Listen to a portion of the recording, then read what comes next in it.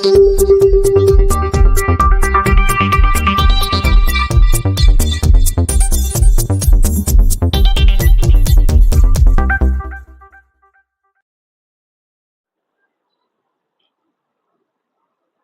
में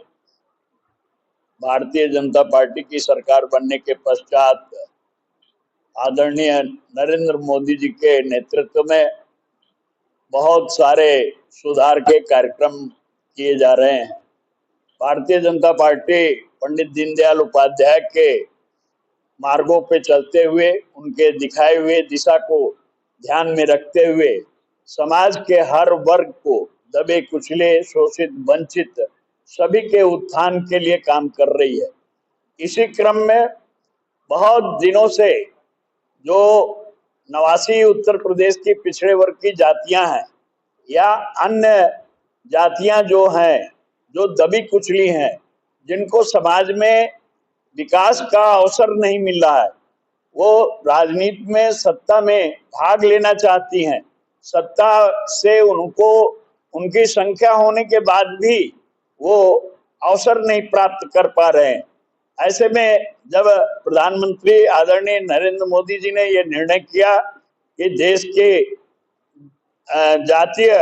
में जातीय जनगणना कराकर और हम इसको जो है समाज में जिसकी जितने हिस्सेदारी, जितनी संख्या उतनी हिस्सेदारी देने का प्रयास करेंगे, उसी के क्रम में आज जो है जब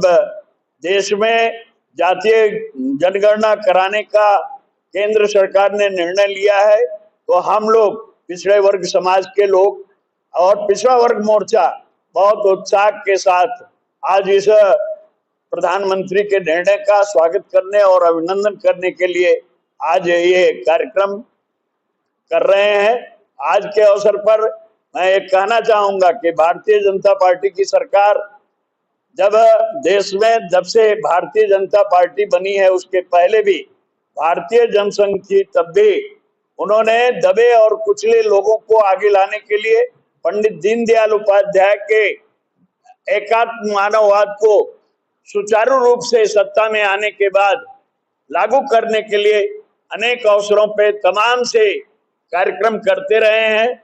और भारतीय जनता पार्टी के नेतृत्व वर्ग पूरी तरह से पंडित दीनदयाल उपाध्याय के दिखाए गए मार्गों का अनुसरण करते हुए काम कर रही है। आपने देखा होगा कि उत्तर प्रदेश में भारतीय जनता पार्टी के बहुत ही लोकप्रिय मुख्यमंत्री रहे श्रद्धेय कल्याण सिंह जी हम लोग के प्रेरणा के स्रोत रहे हैं और पिछड़े वर्ग का उन्होंने नेतृत्व किया। उत्तर प्रदेश को एक अच्छे प्रदेश के रूप में विकसित करने का उन्होंने प्रयास किया था। आज उसी प्रकार से हमारे बहुत ही यशस्वी पूज्य योगी आदित्यनाथ जी जो मुख्यमंत्री हैं, वो भी पंडित दीनदयाल उपाध्याय के दिखाए हुए मार्ग पर चलते हुए और सर्व समाज की वो चिंता कर रहे हैं और लोगों का उत्थान करने के लिए प्रयास कर रहे हैं। सभी जातियों में प्रतिभा है, उनके प्रतिभा को आगे लाने के लिए पार्टी प्रयास कर रही है और ये जो जातीय जनगणना है, जब ये हो जाएगा तो निश्चित रूप से जिनकी जितनी संख्या है उसके अनुसार सत्ता में,